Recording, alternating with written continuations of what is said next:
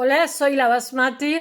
Hoy os voy a hablar de un cuadro, me parece que es de 1460, son todo conjeturas, porque en esta época son aproximaciones. Es óleo sobre madera de álamo y se restauró en 1980 o en el 89, creo. Todas estas conclusiones se han sacado después. Es un tema muy recurrente en esta época, en la segunda mitad del siglo XV. Os la voy a enseñar. Todo esto lo pondré en un blog. Ta, ta, ta, chan. Mirad, aquí está Tobías. eh, este es Tobías, que tendrá 15 o 16 años. Y este es el ángel Rafael. Voy a ponerme un poco de luz, que esto está un poco oscuro. Es bastante recurrente porque resulta que el poder de Florencia, la Tuscany, Firenze, va vestido a la moda florentina de la época, de cuando es realizado. Porque, mirad, en Florencia se importan lanas de Inglaterra, tejidos de Flandes, tejidos de España, lana de España también, y se hacen artículos de lujo. Entonces después lo exportan, pero muchísimo más caro, y exportan a todo el mundo. Entonces, ¿qué pasa? Los florentinos, utilizan las letras de cambio, que no sé si estaba ya en Venecia. El hecho real es que ellos la popularizan. El chaval lleva en la manita como una letra de cambio, un pagaré, que estaba mal visto por la iglesia, las transacciones. Entonces parece que como que la letra de cambio pasaba más disimulado. Lo curioso, hacen unas caritas muy soñolientas. Él es un adolescente. Entonces, los hijos de estos banqueros los banqueros utilizan a sus hijos jovencitos para abrir nuevas sucursales y para cobrar cosas que tienen pendientes. Y que es bastante común. Entonces, por ejemplo, tardan 22 días en llegar a París. En esta época se tiene noticia de que se abren sucursales. Estas, digamos, bancas abren sucursales, estos exportadores. Pues, por ejemplo, se dice que este chico es Piero, que es un chico que existe en la realidad y que fue enviado a Barcelona. Ellos tienen que dormir y vivir en la oficina para que no les roben. Están sometidos a castigos físicos, están sometidos a muchísimos peligros. Porque, por ejemplo, si fuera París, esto está en la zona de Nínive y esto es el Tigris, pero bueno, es que he estado leyendo. Si fuera la zona de París, tardan 22 días. Entonces, hay muchísima, ¿cómo diría yo?, piedad hacia el ángel Rafael, que significa, era el santo de los farmacéuticos y de los allí y de los médicos, porque era el que cura a Dios. Entonces, Rafael lleva en la mano una cajita pequeñita. Él es un viaje iniciático, es un adolescente, entonces se va a enfrentar a la muerte, a los peligros del camino. Entonces va a tener un ayudante que no se muestra como ángel, sino se muestra al final de la historia. Esto no existe en la Biblia protestante, existe en la Vulgata de San Jerónimo, la, que se hace 100 años antes y después está, que es una versión latina, tampoco existe en el canon judío. Es una historia preciosa que en teoría son 600 años antes o 700 años de Cristo, antes del nacimiento de Cristo, transcurre, que ya los judíos, ya ha estado el rey David, ya están en Nínive y son como sirvientes, son esclavos, ¿no? Pero resulta que Tobit, su padre, como eran tan apañados con los dineros, han sido siempre, trabaja como si dijéramos de contable o de economista para Asurbanipal. Pero después, entonces tiene un cargo de confianza económico y le va bien. Lo que pasa es que en un momento dado él entierra a su padre, Tobit, él es Tobías, su padre es Tobit, entierra a los judíos porque les prohibieron sus prácticas, para variar. Y entonces el padre sí que los entierra. Y entonces, en un momento dado, le cae estiércol en los ojos y se queda ciego, blind, que he contado en inglés ahora mismo. Entonces el chaval tiene que ir a cobrar una cantidad de dinero y la madre le dice a Dios que su marido ha sido justo, su madre Sara y Tobit. Su marido ha sido justo, ha sido compasivo, pero sin embargo no tiene más que desgracia. Y bueno, voy a contaros lo que si no estoy aquí con el libro con el cuello torcido. Ahora enseñaré alguna de eso. Y entonces Dios, clemente, le manda al arcángel Rafael, que es el que ayuda en este tipo de cosas, en este tipo de situaciones. He de deciros que, voy a poner un poco de luz, hay poca luz, bueno, que toda esta situación, pues él es un viaje iniciático, va a pasar por peligro, se baña en el río y de pronto le aparece ahí, esto parece un pescado pequeñito, pero en realidad es aquí viene, un pescado pequeñito que lleva una cesta, pero realmente es un siluro gigante que está a punto de devorarlo y el ángel le dice que lo mate y entonces lo que hacen es sacarle el corazón, el hígado y la hiel. Después se encuentran, van a casa de un familiar que se llama Sara. Entonces, esta Sara lleva 7 maridos que la noche de boda han muerto de forma repentina, sin consumar el matrimonio. Entonces, por un demonio. Entonces, él saca el hígado, me parece que lo quema, ahí hace un conjuro.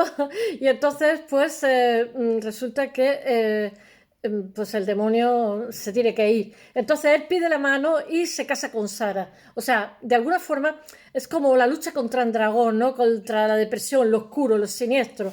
Él ha vencido el peligro del pez, ha vencido el peligro del camino y después aquí hay... Este es el chaval, que por lo visto es una copia de un chico real. Va vestido a la moda florentina. A ver, va vestido a la moda florentina de 1460. Estamos en el siglo XV, en pleno Renacimiento. Mirad qué bonito va. Utiliza los colores que utiliza, porque allí, esto es un encargo seguramente, había agrupaciones de banqueros. Esto es un encargo de uno de ellos, el tipo de rojo que utilice. Claro, un lugar que exporta objetos de lujo en ropa y tal tenía que ser muy cuidadoso y entonces lleva un rojo cinabrio, un verde escarlata. A ver, ¿no? ¿Qué me estoy pasando yo? Mirad, yo tomo estas referencias, pero los textos son de Uffizi, del Prado y todos estos sitios. Mirad, al ángel no lo pintan como ángel. A ver, el ángel lo pintan como humano y lleva una cajita con la hiel, porque le he dicho, vamos a guardar la hiel, que se la vamos a poner en el ojo a tu padre y le vamos a quitar la ceguera. Este es el ángel, tiene una carita somnolienta, Rafael. Bueno, había muchísima devoción porque había muchísimos adolescentes que partían hacia tierras desconocidas. Os he dicho que 2 se van al Cairo y bueno, este Piero va a Barcelona. Todo eso ocurre cuando Cosimo llega al poder en Venecia, que realmente los pilares del esplendor veneciano, Florencia, perdón, la Toscana, que se llamó siempre República, pero era un rey sin corona. Realmente el poder que tenía era porque tenían una ramificación en Flandes, en España, en montones de sitios donde iban mandando los jóvenes para que, digamos, hicieran como sucursales donde pudieran exportar esos objetos de lujo y ellos fueran los que ellos ganaban comisiones, etcétera, etcétera, iban ganando en nivel. Pero claro, estos jóvenes tenían 15 o 16 años, tenían que tener formación en matemáticas, tenían que tener cierta cultura y si el joven llegaba allí y no tenía formación, lo devolviera a su casa inmediatamente. Bueno, y diciendo estas palabras, haciendo esta síntesis de este viaje iniciático que seguramente fue encargado por un grupo, como si dijéramos un pequeño síndico de banqueros, voy a contar un poquito de lo que es la pintura de los hermanos Piero y Antonio de Polainolio. Realmente no se llama Polainolio, porque Polainolio es el de los pollos, que su padre es que vendía pollos, pero se le pusieron el mote, como en los pueblos que todavía siguen funcionando, las familias funcionan por motes, ¿no? Bueno, esta obra está en Turín, en una galería que tiene un nombre dificilísimo, Sabauda. Bueno, se llama Tobías y el Ángel. En realidad hay un montón de obras que se hacen en esta época que son encargos, porque son encargos caros. No sabemos quién lo encargó. Sobre Tobías y el Ángel. Está también Andrea el Castaño, en fin, ahora lo contaré. Está en madera de olmo, no, de álamo. Es que me suena el álamo, me suena el Far West o algo así. Tiene 187 centímetros por 118, no son muy grandes estas. El tema es del libro de Tobías, como he dicho, de la Biblia, que está incluido en el Antiguo Testamento, en latín, de la Vulgata San Jerónimo, pero que no existe en la Biblia protestante y está realmente porque la consideran apócrifa. Realmente la Biblia es un compendio de historias que muchas veces son de los parsi, otras veces, en fin. Un día tengo que hablar de eso. ¿Qué puedo decir más? Pues que los protestantes son muy buenos conocedores de la Biblia. Bueno, todavía está con su ángel protector, Rafael, en el viaje donde es enviado, porque el padre ya os he dicho que se queda ciego de pronto, tiene una serie de deudas, etcétera. De deudas, ¿no? De gente que se han hecho transacciones, entonces manda al niño con 16 años a que las cobre. Entonces, claro, pues le tiene mucha devoción a este ángel que es protector, hay como una serie de ángeles que están Gabriel, Uriel, hay como me parece que 4 que están por encima del resto de ángeles. Y este no viste con capas blancas ni cosas así, sino viste totalmente a la manera florentina. En el cuadro se le ha representado por las alas, pero realmente la historia simplemente es un compañero de viaje, porque cuando estos adolescentes iban de viaje se le aconsejaba que fueran con alguien más mayor y se le aconsejaba también que, en fin, que fueran pertrechados con cosas que pudieran defenderse porque los caminos estaban llenos de asaltantes, etc. Bueno, él es enviado por su padre, que es Tobit, que vive en Nínive, y que antes de morir le dice al hijo a Tobías que se vaya de Nínive, que va a ser destruida, y Tobías le hace caso y se va a vivir al lugar de la esposa, que no sé cómo se llama, tiene un nombre complicadísimo. Y ya sabéis que el pueblo de Israel había sido como dividido, me parece que el templo de Salomón ha sido destruido, y bueno, y ahora mismo son esclavos. Lo que pasa es que el padre, ya os digo, lo que pasa es que el padre después sigue trabajando para Sennacherib, pero Sennacherib ya no le tiene cierta confianza, pero sí, todos tienen una buena posición económica, muy por encima de lo que es el resto de sus con judíos que hay allí, y entonces él aprovecha eso para que los judíos sean enterrados, porque ya sabéis que su religión lo exige. En fin, y se les prohibía tener en Nínive, seguir su religión, pero como tenía mejor situación económica, aprovecha y lo hace él por su cuenta. Entonces la mujer, cuando lo ve ciego, se agobia, le dice a Dios que venga justicia, venga tal, venga a enterrar a todo el mundo, y que están dejados de la mano de Dios. Y entonces manda al chico, y entonces Dios le manda a Tobías. Vale. Es una historia preciosa, pero es una aventura que está llena, aconsejo que se lea. Bueno, Tobías lleva el pescado de la pesca en el Tigris, lo lleva en la mano. En el cuadro, como os he enseñado, lleva un siluro. Siluros están muy malos, son horribles. Pequeñito, pero la historia real es grande porque él pasa por el peligro. Mientras que Rafael sostiene una pequeña cajita que realmente contiene un ungüento con la hiel que le va a quitar la ceguera. La verdad es que el pescado es muy bueno para la vista y protege de la mácula, previene muchísimas enfermedades. De hecho, japoneses y españoles somos los que más vivimos, y dicen que es porque somos los mayores comelones de pescado. Bueno, está elaborado en esa cajita, lleva las entrañas del pez que se utiliza para curar la ceguera de Tobit, el padre. El padre va a recuperar la vista, el chico va a conseguir el dinero, se va a casar, etcétera, etcétera. Tiene un final feliz. La pintura, estoy contando aquí la síntesis, la pintura de este tema realmente son comunes en la Florencia de la época. Hay otros pintores, hay otro ejemplo de pintores que cuentan la misma historia, pintores famosos de Tobías y Rafael.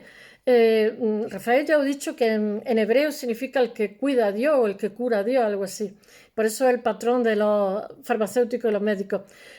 Son muy conocidos. Bueno, hay un Tobías con Rafael de Verrocchio, que está en Londres, otro de Filippo Lippi, que está en Washington DC, otro de Francesco Botticini, que está en Los Uffizi. Bueno, probablemente eran imágenes votivas, que las tenía en la familia para súplica, digamos, del hogar, porque el niño lo habían mandado aquí y allá, y le suplicaba a Dios y a Tobías y al ángel Rafael que el niño llegara bien. Que son encargadas por particulares, por quienes buscan protección para yo qué sé, y bueno, para su hijo. La imagen de Polio de la iglesia gremial de San Michel, donde Vasari la ve, porque quien habla de todo esto, Vasari va a ser como el cronista que va a hablar, muchas veces mete la pata y se inventa lo que le da la gana. Entonces Vasari lo ve 50 años después colgado en un pilar de la iglesia San Michel, y posteriormente es trasladado al salón de actos del Capitani sobre la iglesia de Vasari, que lo atribuye a Piero, pero generalmente se considera una obra de colaboración. Estos dos hermanos colaboraban en todo. Había un tercer hermano que no se sabe nada, que trabajaba con ellos, que se llama Silvestre. Los tres hermanos hacían grabados, hacían, ¿cómo se llama?, pintura mural, hacía pintura al óleo, hacían de todo. Después, al final de su vida, hicieron, mueren en Roma, ahora os lo contaré. Mueren, hacen 2 tumbas de Inocencio III y no me acuerdo quién más.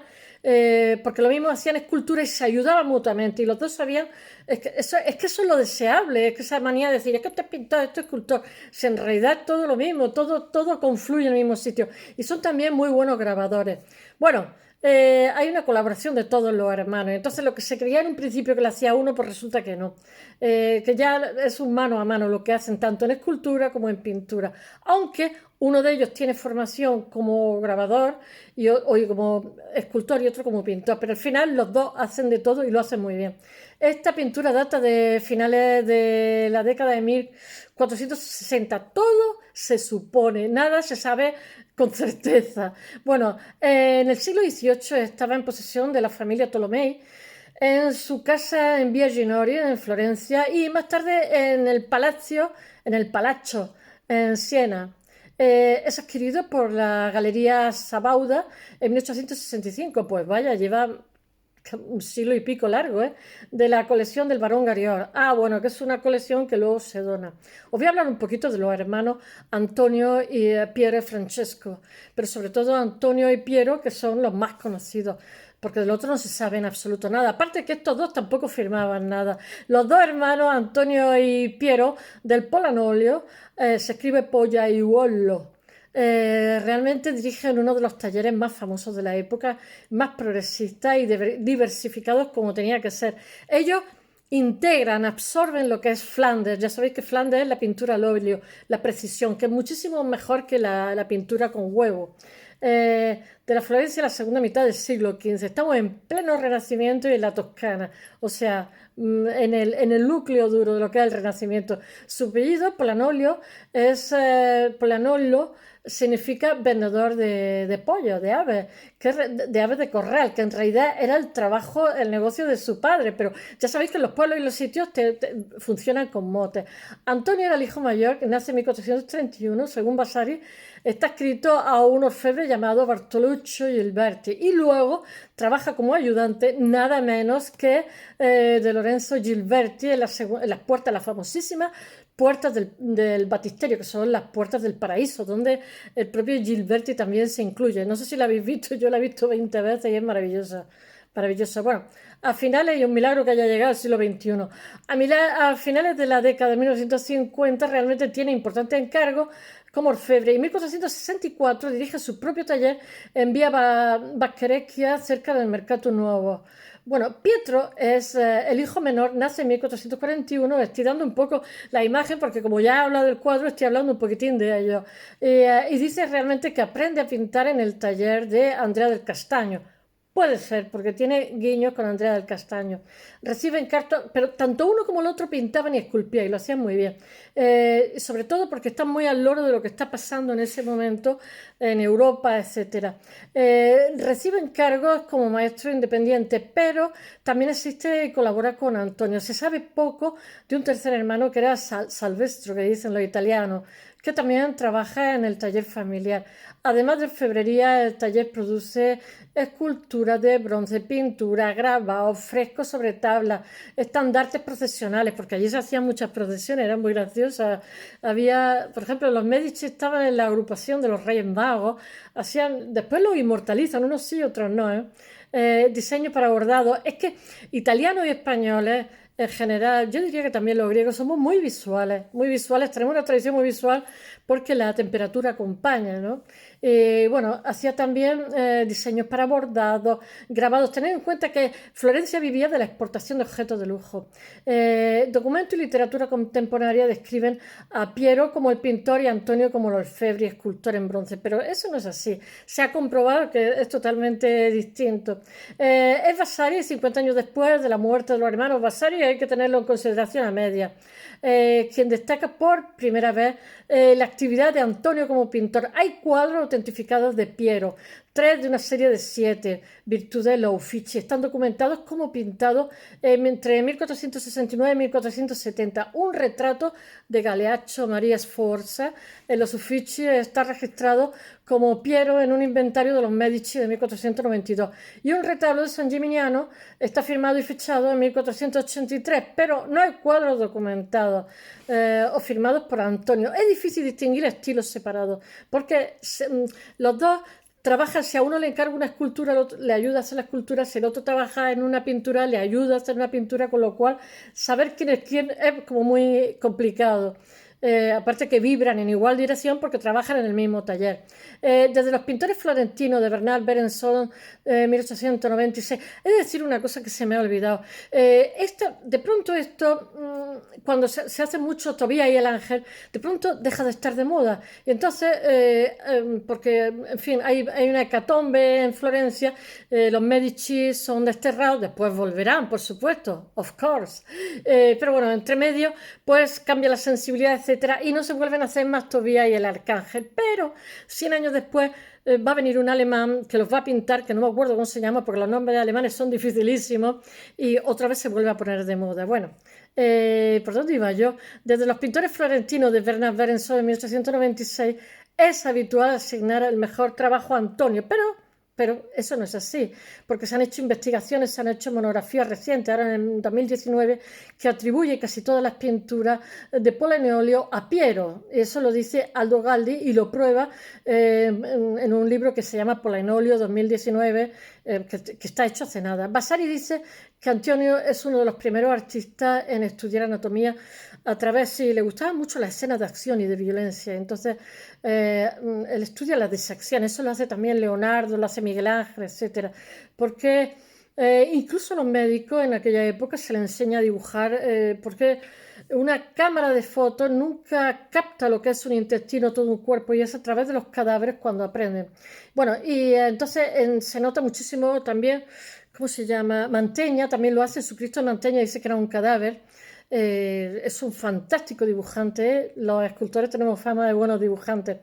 Y las obras como las pinturas de bronce de Hércules y Ateneo y famosos grabados y pintados de la batalla de los hombres desnudos muestran una fascinación por los... Tiene fascinación de, como estamos en pleno renacimiento, de los cuerpos bien proporcionados, bien hechos, musculosos, etcétera. Claro, y toda esa información la coge a partir de los cadáveres y de las disecciones. ¿No? Y bueno, hay los problemas de representar la figura humana desnuda. Todo esto viene del mundo clásico, que eso ya estaba en acción violenta. Y los Polanolos son de los primeros pintores realmente italianos en utilizar el aceite en lugar del temple al huevo, que se descomponía muchísimo. Y además, en zonas como, por ejemplo, Venecia, era como muy complicado porque había ósmosis con el agua y en 2 días la pintura mural estaba hecha polvo. A diferencia de los pintores flamencos que se construyen a través de veladuras, capas de pintura que la hacen con finos esmaltes translúcidos, aplican el óleo de forma espesa con audacia y libertad. Pero cuando se ha hecho la restauración se ha visto perfectamente cómo sí que había aplicación de veladura, aunque ellos utilizan más la pasta, utilizan más pasta gruesa. Bueno, tanto Antonio como Piero partieron de Florencia hacia Roma porque tienen encargo de los papas. Van a morir allí en 1484 para ejecutar la tumba de bronce de Sixto IV para San Pedro. Esta tumba es su obra maestra, es una preciosidad, ¿eh? Tras su finalización, como es tan maravillosa, en 1493 comienzan a trabajar en una segunda tumba papal que es para Inocencio VIII. Ambos hermanos mueren en Roma, Piero en 1496 y Antonio el 4 de febrero de 1498. Se llevan muy poquito. Son enterrados allí, creo que en San Pietro del Vincoli, donde hay un pequeño monumento, sí, la cara de uno de ellos justo dentro de la puerta. Espero que os haya gustado. Mañana volveré con algún arquitecto que va a ser maravilloso, no lo perdáis. Hasta mañana.